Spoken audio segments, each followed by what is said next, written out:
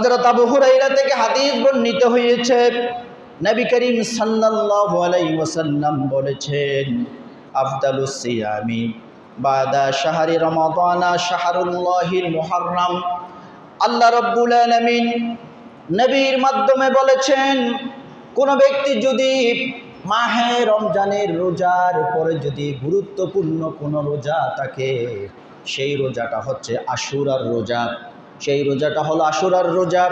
মাহে রমজানের রোজা হচ্ছে ফরজ। ফরজ রোজার পরে যদি সবচাইতে বেশি সওয়াবের কোনো রোজা থাকতে পারে, এই রোজাটা হচ্ছে আশুরার রোজা।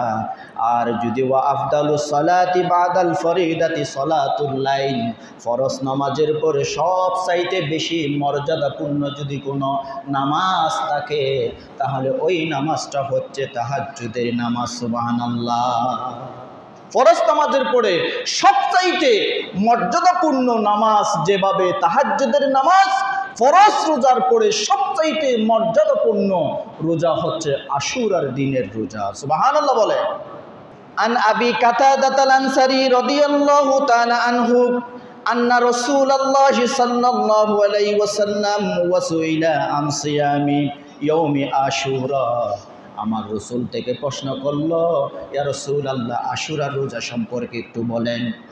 আশুরার রোজা যে আপনি পালন করতে বললেন, রাখতে বললেন, এত গুরুত্ব আপনি বর্ণনা করলেন, আশুরার রোজা পালন করলে কি সওয়াব হবে একটু আপনি বলে দেন।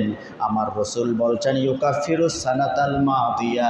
আপনি যদি আশুরার রোজা রাখেন, তোমরা যদি আশুরার রোজা রাখো, তাহলে আশুরার রোজার কারণে অতীতের তোমরা যত গুনাহ করেছো সমস্ত গুনাহ আমার আল্লাহ তাআলা ক্ষমা করে দিবেন। সুবহানাল্লাহ বলে।